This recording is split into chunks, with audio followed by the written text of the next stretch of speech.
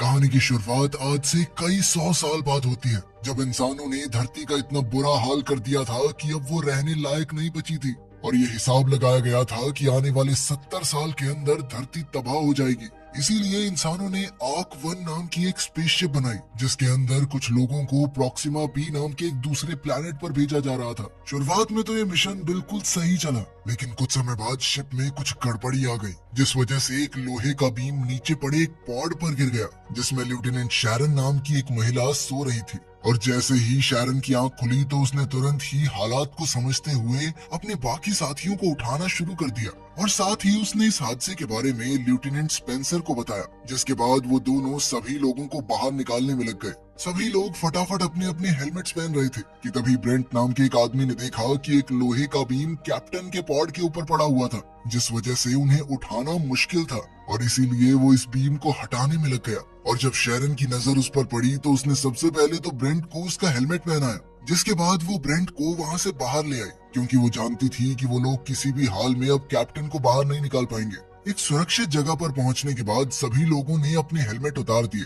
जिसके बाद शैरन और स्पेंसर ने इस हादसे की खबर कमांडिंग ऑफिसर को देने का फैसला किया। पर जब वो दोनों उसके कमरे के पास पहुंचे तो उन्होंने देखा कि उनकी स्पेसशिप का एक पूरा हिस्सा गायब हो चुका था। कमांडिंग ऑफिसर के गायब हो जाने के बाद शैरन ने ये जिम्मेदारी खुद अपने कंधों पर उठाने का फैसला किया, जिसके बाद सबसे पहले उसने सभी लोगों की एक मीटिंग बुलाई। असल में उनकी स्पेसशिप आर्क 1 में एक अनजान दिक्कत आ गई थी, जिसके चलते उनका एक पूरा हिस्सा टूटकर अलग हो गया था, और इसी वजह से वो सभी लोग तय किए गए समय से 1 साल पहले ही उठ गए। असल में शैरन और उसके सभी साथी प्रॉक्सिमा बी नाम के एक प्लेनेट पर जा रहे थे, लेकिन अब सीमित खाने और पानी की वजह से उन सभी को हर एक चीज का ध्यान रखना था। और शैरन को भरोसा था कि वो लोग अपने मिशन में जरूर कामयाब होंगे, क्योंकि वो धरती पर मौजूद लोगों की आखिरी उम्मीद थे। मीटिंग के बाद एग्नेस नाम के एक लड़के ने शैरन को आइडिया दिया कि वो स्पेसशिप के अंदर सब्जियां उगा सकते हैं। शैरन को ये आइडिया बहुत पसंद आया और उसने तुरंत ही पावर को उस सेक्शन में भेजने का आदेश दे दिया। पर जब स्पेंसर को इस बारे में पता चला तो वो बिल्कुल भी खुश नहीं था, और उसने शैरन को इतने बड़े फैसले लेने से पहले उसके साथ डिस्कस करने को कहा, क्योंकि इस बात की कोई गारंटी नहीं है कि एक्चुअली में फसल उगेगी या नहीं। उसकी पूरी बात सुनने के बाद शैरन ने सबसे पहले तो अपनी गलती के लिए उससे माफी मांगी, और साथ ही उसने स्पेंसर को चेतावनी दी कि अगली बार सबके सामने बगावत करने से पहले 2 बार सोच लेना। इसके बाद इस चीज पर फैसला लेने के लिए एक बोर्ड मीटिंग बुलाई गई, जिसमें सभी लोगों ने शैरन के प्लान के साथ जाने का फैसला किया। पर तभी अचानक से जहाज में ऑक्सीजन सप्लाई तेजी से गिरने लगी, और इस दिक्कत को सही करने के लिए शिप के लाइफ सपोर्ट ऑफिसर जैस्पर को बुलाया गया, लेकिन जैस्पर कहीं भी दिखाई नहीं दे रहा था। इसलिए सभी क्रू मेंबर्स ने वापस अपने हेलमेट्स पहनने शुरू कर दिए। लेकिन उधर डोरान बेलौर नाम का एक आदमी बिना हेलमेट के मेडिकल रूम में फंसा हुआ था, पर तभी खुशकिस्मती से उसे एक ऑक्सीजन सिलेंडर मिल गया, जिसे पहनकर वो बाहर निकलने का रास्ता ढूंढने लगा।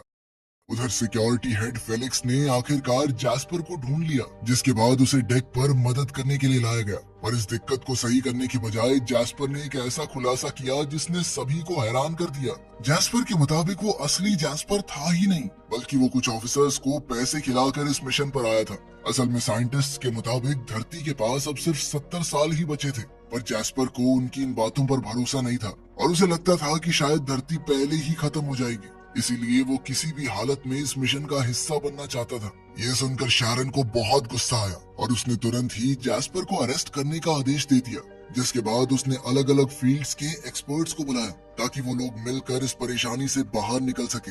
उधर बेलौर ने भी किसी तरह से दरवाजे को खोलकर अपने साथ साथ कई सारे लोगों की जान बचाई जो जल्द ही मरने वाले थे। इधर एलिसिया नाम की एक लड़की मेन प्रॉब्लम को ढूंढने की कोशिश कर रही थी, और उधर स्पेंसर और एक दूसरे आदमी को शिप के बाहर जाकर जांच करने का काम दिया गया, जहां उन्हें लीकेज मिली, जिसे ठीक करने के बाद उन सभी की जान खतरे से बाहर थी। एलिसिया के शानदार काम की वजह से उसे लाइफ सपोर्ट के चीफ के तौर पर प्रमोट कर दिया गया, पर उसकी लाख कोशिशों के बावजूद भी 6 लोग मारे गए थे। थोड़ी देर बाद शैरन जैस्पर से मिलने गई, जहां उसने जैस्पर को चेतावनी दी कि शायद उसे इस झूठ के बदले में मौत मिलनी चाहिए, जिस पर जैस्पर का कहना था कि वो अकेला झूठ बोलकर शिप पर नहीं आया, और उस जैसे और कई सारे लोग मौजूद हैं यहाँ पर। यह सुनकर शैरन बहुत हैरान थी और वो चुपचाप वहां से चली गई। थोड़ी देर बाद जैस्पर की सजा तय करने के लिए एक मीटिंग बुलाई गई, जिसमें एक बार उसकी बात भी सुनने का फैसला लिया गया। पर जब वो लोग उससे मिलने पहुंचे तो उन्होंने देखा कि किसी ने जैस्पर का गला काटकर उसे पहले ही मार दिया था। अगले दिन जब स्पेंसर और उसका साथी बाहर से शिप की मरम्मत कर रहे थे, तभी अचानक काफी सारा मलबा आकर उनसे टकरा गया, जिसमें स्पेंसर को तो सिर्फ थोड़ी चोट आई पर उसके साथी ने अपनी जान गंवा दी। इसके बाद जब स्पेंसर वापस आया तो उसे शिप में कई सारी शक भरी बातें सुनाई दे रही थी, जैसे उनका 1 साल जल्दी उठना, कमांडिंग ऑफिसर का गायब होना और अब जैस्पर का कत्ल। थोड़ी देर बाद स्पेंसर ने डिपार्टमेंट हेड जेम्स के साथ शैरन के बारे में बात की कि कैसे शैरन ने उनके साथ ट्रेनिंग नहीं की थी और वो सीधा लॉन्च के दिन वहां आई थी, और अब कमांडिंग ऑफिसर के गायब होने के बाद कैसे उसने खुद को कैप्टन घोषित कर दिया। उधर सिक्योरिटी हेड फेलिक्स को जैस्पर के कत्ल की इन्वेस्टिगेशन के दौरान पता चला कि जैस्पर के कमरे में कौन गया और निकला, ये सारा रिकॉर्ड गायब था। थोड़ी देर बाद अचानक एग्नेस के फार्म में एक पानी की पाइप फट गई, जिसके बाद उन लोगों के पास सिर्फ 3 दिन का पानी बचा था। इस सब के बाद जब एग्नेस पानी साफ कर रहा था, तभी उसकी नजर वहां मौजूद एक ब्लेड पर पड़ी, और अब एग्नेस और अलिसिया को ये लग रहा था कि शायद कातिल ने जैस्पर का गला काटने के बाद ये ब्लेड पानी की पाइप में डाल दिया था, जिसकी वजह से अब ये पाइप फट गई। इसलिए एग्नेस उस ब्लेड को लेकर सीधा फेलिक्स के पास पहुंच गया। उधर ईवा की टीम लगातार ज्यादा से ज्यादा पानी बचाने की कोशिश में लगी हुई थी। अगले दिन जेम्स शिप की बाहर से जांच कर रहा था और स्पेंसर अंदर से उसे देख रहा था।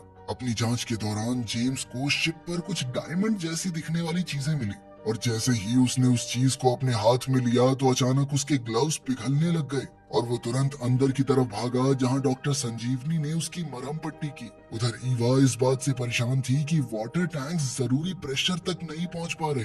तभी ईवा ने एक अर्जेंट मीटिंग बुलाकर सभी को बताया कि अब उनके पास सिर्फ 4 ही दिन का पानी बचा है, और अगर सबने थोड़ा थोड़ा भी पिया तो भी 8-10 दिन से ज्यादा नहीं चलेगा। जिसके बाद सभी लोग काफी ज्यादा डर गए। अब उन्हें कुछ भी करके पानी का जुगाड़ करना होगा, और खुशकिस्मती से उन्हें जल्द ही अंतरिक्ष में एक ऐसा कॉमेट मिल गया जिसके अंदर काफी सारा पानी मौजूद था, और अब उन्हें कुछ भी करके इस कॉमेट से सारा पानी निकालना होगा। इसके बाद जेम्स को उस कॉमेट पर सही तरीके से लैंड करके पानी निकालने का काम दिया गया, और इसमें ईवा इस पूरे मिशन को मॉनिटर करने वाली थी, और उन दोनों का ये मिशन कामयाब भी रहा। जिसके बाद जेम्स को शिप पर काफी शाबाशी मिली। पानी की प्रॉब्लम सॉल्व होने के बाद सभी लोग काफी रिलैक्स थे, और उसी रात स्पेंसर को एक अनजान मैसेज आया जिसमें जैस्पर के सामान का पता लिखा हुआ था, और उसी मैसेज की बदौलत स्पेंसर को एक मेमोरी ड्राइव मिली जिसमें एक वीडियो मौजूद थी। उस वीडियो में जैस्पर एक बार में शैरन को रिकॉर्ड कर रहा था, जिसमें वो एक बाइकर को बेरहमी से पीट रही थी, और अंत में उसने उस बाइकर का गला काट दिया।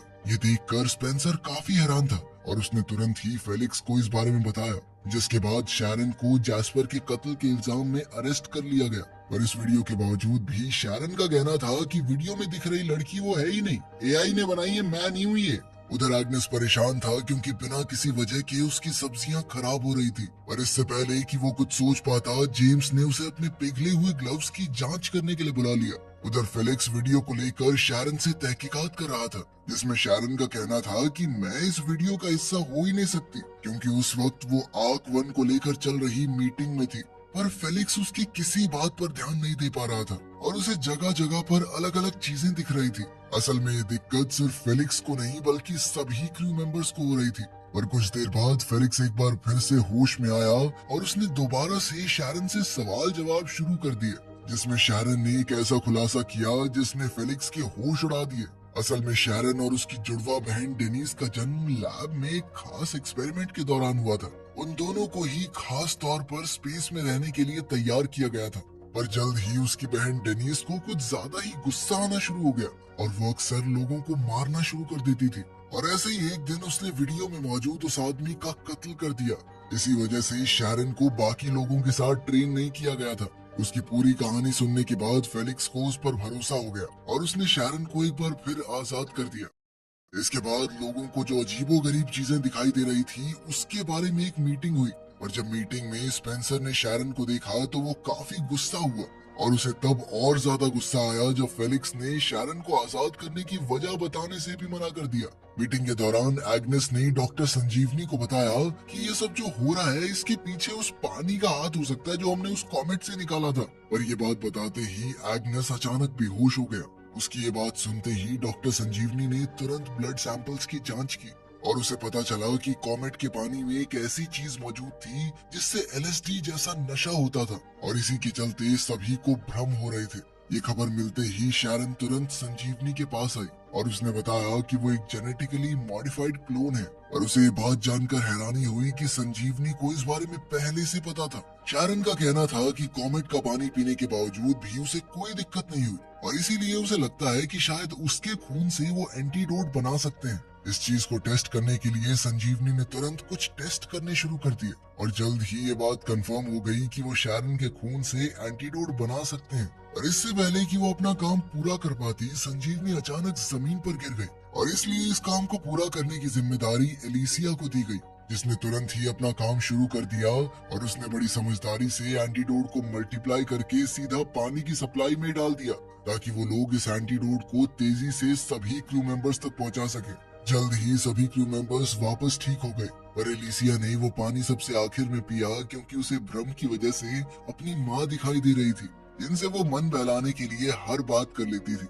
उधर एंगस जेम्स के जले हुए ग्लव्स की जांच कर रहा था, जिस दौरान उसे जेम्स की ग्लव्स पर एक ऐसा मटेरियल मिला जिसके बारे में इंसान जानते ही नहीं थे। और इसीलिए अब एंगस को लग रहा था कि शायद किसी ने इस मटेरियल को एक हथियार की तरह इस्तेमाल किया है और उसके मुताबिक शायद इसी की वजह से वो सबसे पहली गड़बड़ी हुई, जिसके चलते सभी लोग समय से पहले ही उठ गए। कुछ देर बाद स्पेंसर ने संजीवनी को आराम करने भेज दिया और मौका मिलते ही वो खुद डेटाबेस की जांच करने में लग गया। यहाँ उसे शारन के क्लोन होने के बारे में पता चला और ये जानकारी मिलते ही उसने शारन पर अपनी असलियत छुपाने का आरोप लगाना शुरू कर दिया। और उसका मानना था कि क्लोन होने की वजह से शारन इस स्पेसशिप की कैप्टन नहीं बन सकती, क्योंकि इतनी सारी जिंदगियों की जिम्मेदारी एक क्लोन के हाथ में देना तो बेवकूफी थी।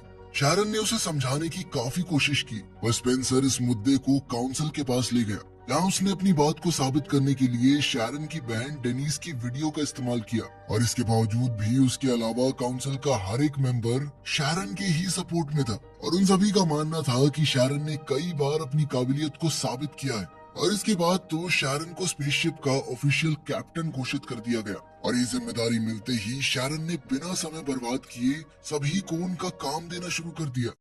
उधर इंजन रूम में ईवा और उसका असिस्टेंट ग्रेगोर लगातार स्पेसशिप की स्पीड को बढ़ाने की कोशिश में लगे हुए थे।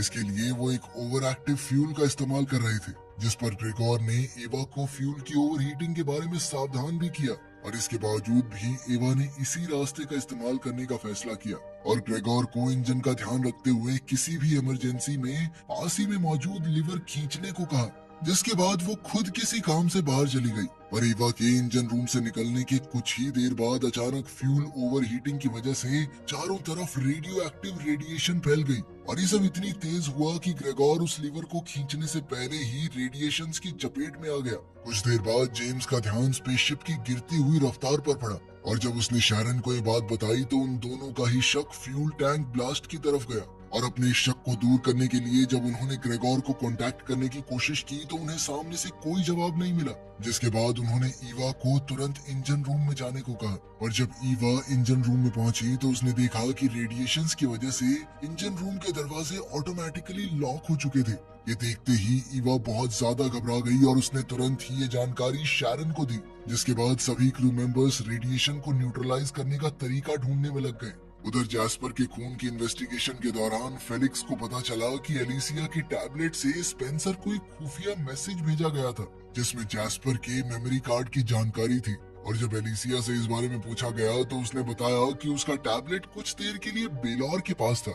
ये जानकारी मिलते ही फेलिक्स बेलौर से पूछताछ करने के लिए गया, पर जैसे ही बेलौर को पकड़े जाने का एहसास हुआ तो उसने भागना शुरू कर दिया। पर आखिरकार फेलिक्स ने उसे दबोच ही लिया, जिसके बाद फेलिक्स, जेम्स और स्पेंसर उसे पूछताछ के लिए ले आए, जहाँ उसने कबूल कर लिया कि उसी ने जैस्पर का खून किया था और उसने जैस्पर को इसलिए मारा क्योंकि वो भी घूस देकर यहाँ आया था और वो नहीं चाहता था कि जैस्पर उसके बारे में सबको बता दे। उधर ईवा की टीम एक अलग ही मुसीबत में थी। असल में टीम के कुछ मेंबर्स ऑटो लॉक की वजह से रेडियो एक्टिव जोन में ही फंस गए थे और बढ़ती रेडिएशन की वजह से उन सबकी जान खतरे में थी। और इससे बचने का सिर्फ एक ही रास्ता था कि कोई इंसान इंजन रूम में जाकर उस लीवर को नीचे करके इंजन को बंद कर दे, लेकिन जो अंदर जाएगा उसकी जान जाना तो तय था। और इसीलिए शारन ने सभी क्रू मेंबर्स से पूछा कि क्या कोई अपनी इच्छा से ये काम करना चाहेगा, पर कोई भी इसके लिए तैयार नहीं था और इसीलिए शारन ने ये काम खुद करने का फैसला किया। लेकिन लोग अपने कैप्टन को भी नहीं खोना चाहते थे।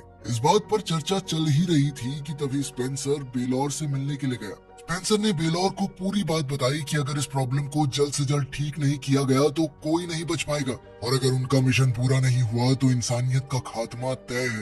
ये सुनकर बेलोर ने फैसला किया कि अब तक की जिंदगी उसने सिर्फ अपने लिए जी थी, लेकिन अब वो अपनी गलतियों को ठीक करने के लिए अंदर जाने को तैयार हो गया।